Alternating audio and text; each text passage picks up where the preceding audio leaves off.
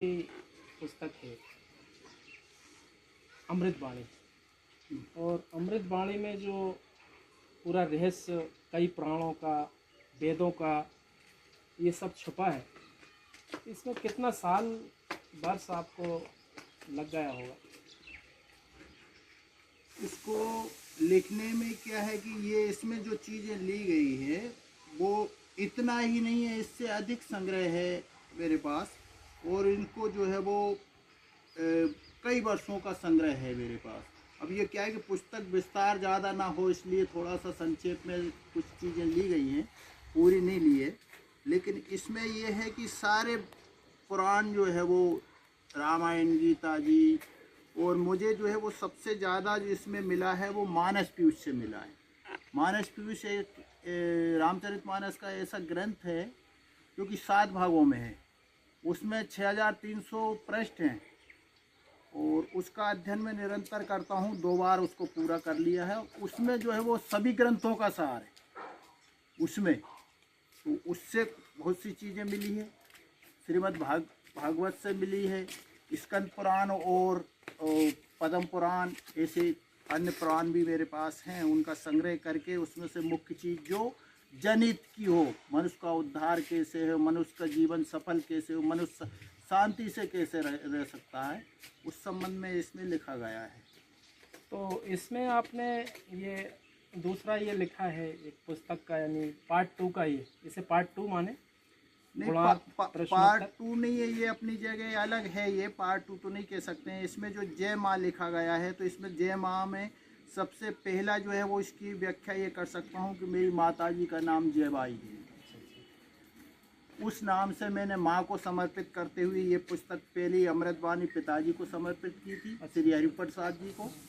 और ये जयबाई मेरी माँ का नाम है, तो इसमें माँ को समर्पित करते हुए गुणात प्रश्नोत्तर लिए हैं। और इसमें ऐसे भी लिए हैं जो कि पाठ्यक्रम से संबंधित भी है। ऐसा ही नहीं है कि इसको धार्मिक मान के छोड़ दें हम।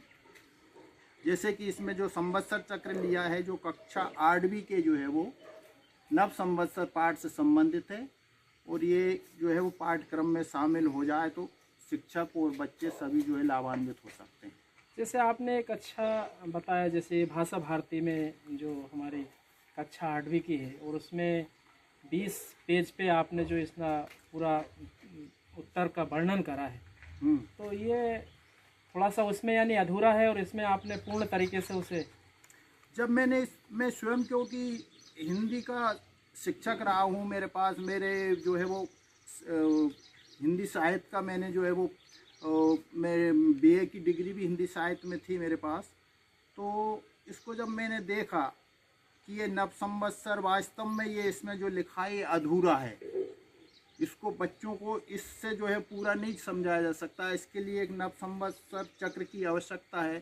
तो इसके संबंध में मुझे कुछ आधार जो है वो एक ज्योतिष तत्वांक से मिला। उसमें 60 संवत्सर के नाम मिले मुझे, परंतु उनको जो है वो चक्र के रूप में जो है वो कहीं नहीं मिला।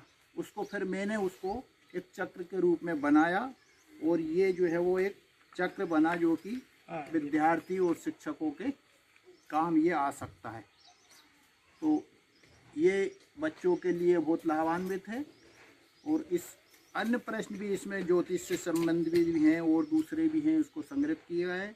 इसका विमोचन जो है वो हिंदी भवन में बड़े बड़े साहित्यकारों ने किया, जिसमें जो है वो गौरी शंकर जी गौरीश, और जो है वो अपने रावत जी थे वहाँ के मानस भवन के देवेंद्र कुमार रावत जी, और सोनी जी थे, और डॉक्टर रजनीश मारन जी भी थे।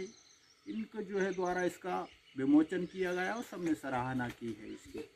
तो आपका ये संदेश रहेगा कि गवर्नमेंट जो शिक्षा विभाग है उसमें आप कुछ ये संदेश शामिल करें?